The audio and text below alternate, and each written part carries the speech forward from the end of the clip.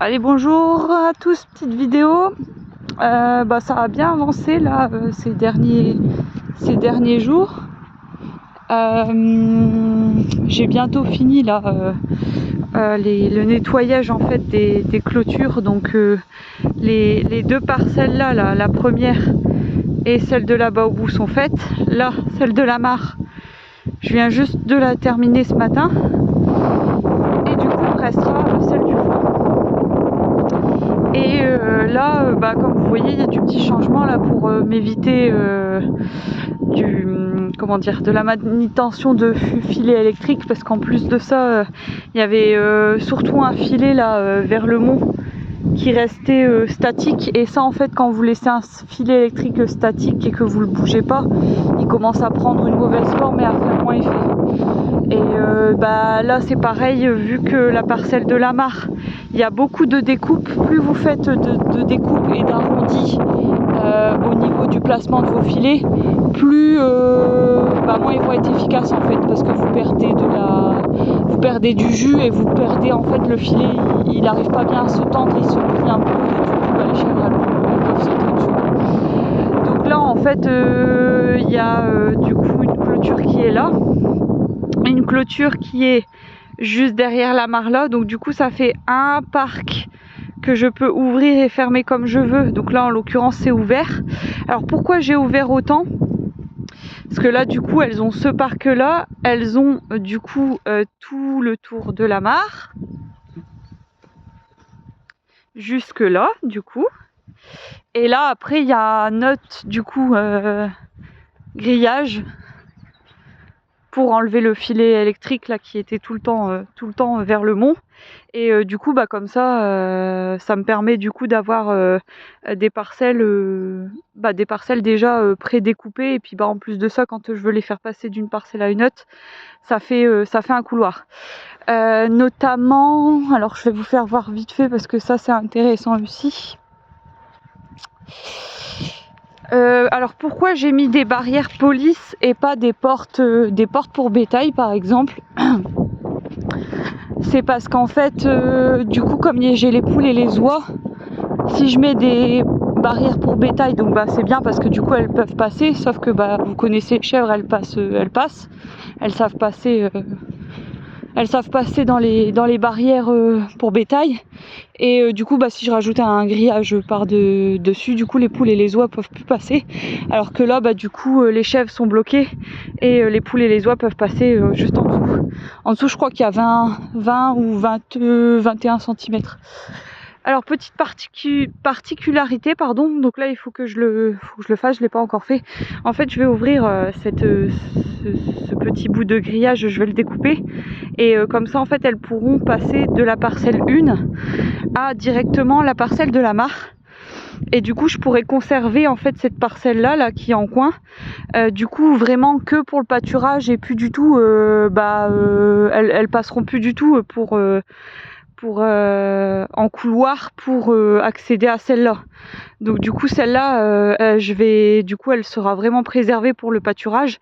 Donc celle-là ce sera uniquement une parcelle de passage, donc il faudra que je réfléchisse pour découper intelligemment pour faire encore de la parcelle de pâture, mais et notamment un couloir. Mais voilà, là ça va être compliqué celle-là de gérer, parce que je vais me retrouver avec des découpes de filets, mais on va regarder. Et du coup là ça m'arrange parce qu'elle passe du coup directement là-dedans, et du coup ça me fait une parcelle vraiment que je vais pouvoir prendre pour la pâture seulement, et plus en couloir d'accès. Et du coup là on les voit là-bas là. Donc là, en fait, si vous voulez, il y a du vent, j'espère qu'on va m'entendre. Donc là, si vous voulez, donc c'est le parc que j'ai ouvert là qui est derrière la mare. Et là, je peux rajouter éventuellement un parc juste en posant un filet électrique juste là. Et puis du coup, juste quand elles vont pâturer ici, je mettrai mon filet et puis je l'enlèverai tout de suite après quand elles auront fini. Et ouais, je vous disais que j'avais ouvert en grand parce que comme il y a un manque de pousses d'herbe, si vous voulez, le fait d'ouvrir beaucoup de mètres carrés, bah du coup elles ont de la surface, elles ont du métrage en fait d'herbe, et donc du coup elles vont forcément trouver à manger. Que si là je découpe trop, bah ça fait trop de pression vu que l'herbe elle est courte, et puis en plus de ça bah du coup on use l'herbe, et du coup bah comme on tourne pas, du coup les parcelles précédentes vont vite être consommées également, vu qu'on va vite tourner. Et je me suis perdue dans mes explications. Je vais recommencer. Ouais, donc je disais qu'en fait, si vous découpez trop vos parcelles, déjà vous mettez trop de pression. Ensuite, vous usez l'herbe parce que bah, elle est déjà courte. Et en plus de ça, quand vous allez avancer dans votre pâturage, bah finalement vous allez à chaque fois raccourcir. Donc au bout du compte, vous allez finir par avoir de l'herbe haute par la suite, hein. Mais vous allez être moins efficace que ce que je fais là, on va dire en parsemant les chèvres pour brouter. Du coup on conserve de l'herbe, et j'avance un petit peu plus vite dans les parcelles, et du coup je reste pas longtemps, je reste bah là un grand maximum de 3 jours là, et du coup bah quand je vais revenir à la parcelle précédente, ça va être plus haut, et là je vais pouvoir découper correctement, comme un peu plus découpé, parce que j'aurai un peu plus d'herbe. Je sais pas si vous comprenez un peu l'idée, j'ai l'impression que c'est un peu flou mon explication, mais retenez bien que quand vous n'avez pas assez d'herbe, il faut avoir plus de surface, parce que bah il faut bien qu'elle trouve à manger, donc il faut augmenter le mètre carré quoi.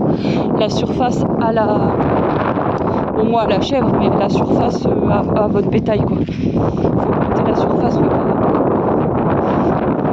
par rapport aux individus que vous avez. Alors je sais pas si on va m'attendre, donc là je vais vous faire parce que du coup il me reste celle-là du fond. Celle là-bas, elle sera conservée où il y a les abris pour les moutons. Les moutons sont arrivés, on va aller les voir après. Donc là du coup ça donne ça, donc ça c'est la prochaine parcelle à pâturer. Bah du coup celle-là je l'ai découpée en 4, et elles feront je pense c'est pareil 2 ou 3 jours grand maximum à voir, mais du coup ça me fait celle-là, ça va me faire une autre au fond, une autre ici et une autre ici, et donc du coup je vais tenir 8 jours du coup, donc ça me fera une semaine de pâturage si je les laisse 2 jours. Et donc, mais arrête Poupouille, arrête. Poupouille ça va mieux, elle a de nouveau du lait, elle est de nouveau énergique, le protocole que j'ai mis en place il a bien marché. Donc là autant vous dire qu'elle est opérationnelle quoi. Arrête de l'embêter. Ah, pas vrai hein. Tête de mule. C'est une tête de mule. Et donc du coup voilà quoi. Donc là il me reste 8 jours en gros pour terminer ce que je suis en train de faire, c'est-à-dire bon le nettoyage c'est bon, je vais pouvoir démarrer à, comme je vous ai dit, là, planter les piquets avec un fil au-dessus là, au niveau du grillage pour protéger le grillage justement. Là, je vais vous donner un petit aperçu là, parce que j'ai nettoyé et j'ai pas remis le grillage droit pour vous faire voir, mais ça donne ça. Donc on voit en fait qu'elles mettent leurs pattes là. Là c'est un petit peu plus franc. Voilà, vous voyez, elles mettent leurs pattes pour grimper et essayer de manger les petits bourgeons là qui commencent à arriver. Et puis du coup, à force, il y a des mailles aussi qui finissent par sauter. Donc ça il faut pas du tout quoi. Donc vous voyez, je sais pas si on voit bien, mais c'est pas... Je les remettrai plus tard, c'est pas droit du tout quoi, elles grimpent bien dessus. Donc voilà, bon là il faudra que je nettoie, enfin bon bref. Voilà en gros pour le côté pâturage, donc ce sera du pâturage plus efficace parce que j'aurai moins de placements de filets.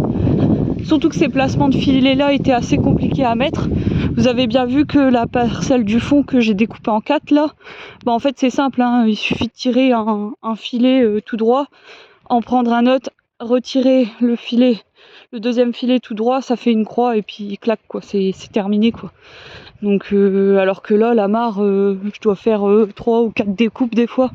Donc puis là c'est pareil, rien ne m'empêche dans la saison de couper avec un filet électrique, mais ils serviront à quoi? Enfin, ils serviront correctement, c'est-à-dire des filets amovibles pour découper les parcelles et non pas pour faire des parcelles fixes. C'est pas fait pour. Donc voilà. Donc là, elles ont fait un jour hier, elles vont faire une deuxième journée aujourd'hui. Et après, elles passeront.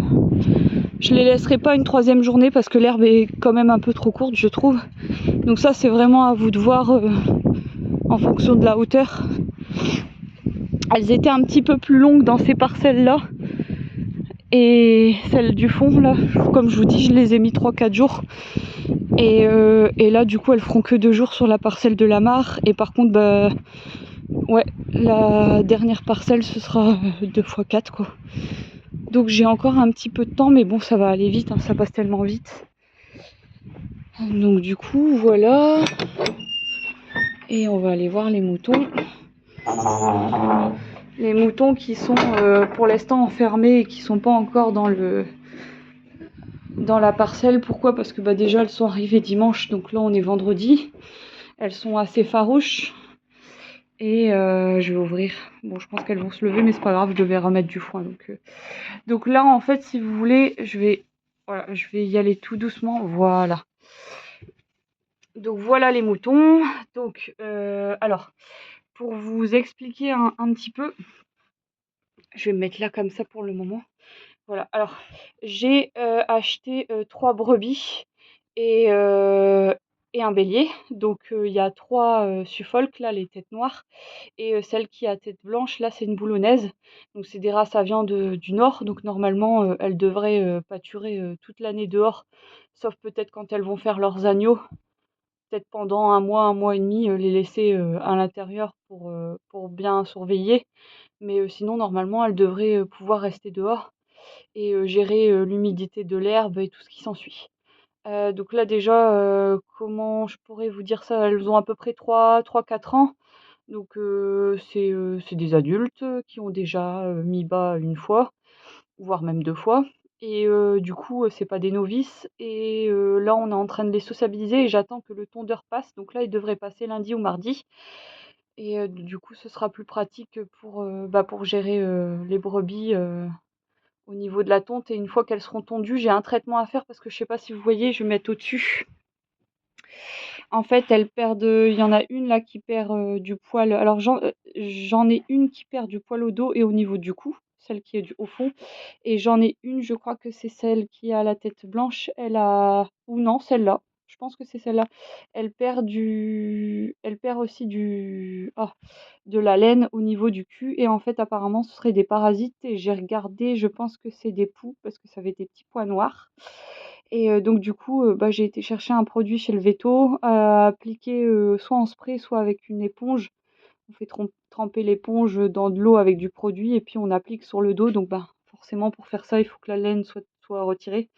Donc du coup, le tondeur va passer soit lundi, soit mardi. Je fais leur traitement. Je dois attendre 2 semaines en bâtiment. Je refais leur traitement et une fois que j'aurai fait leur deuxième traitement, là, elles pourront sortir dehors. Donc du coup, elles vont être dehors d'ici un bon gros 2 semaines. Donc voilà, j'ai hâte. Et là, ça va quand même mieux. Là, on voit qu'elles regardent. Quand je sers, elles mangent. Alors que d'habitude, quand elles sont arrivées, les premiers jours, elles se plaquaient contre le mur. Elles regardaient pas du tout ce qui se passait. Elles allaient pas manger quand on servait du foin. Enfin, il y a quand même une grosse amélioration, quoi. Donc voilà. Donc j'ai hâte qu'elles soient tondues parce que là, il y a du boulot. Et les traiter et les mettre dehors, quoi. Donc voilà. Et ça, je vous ferai une petite vidéo peut-être sur les races de moutons et un peu les caractères. Allez, à plus!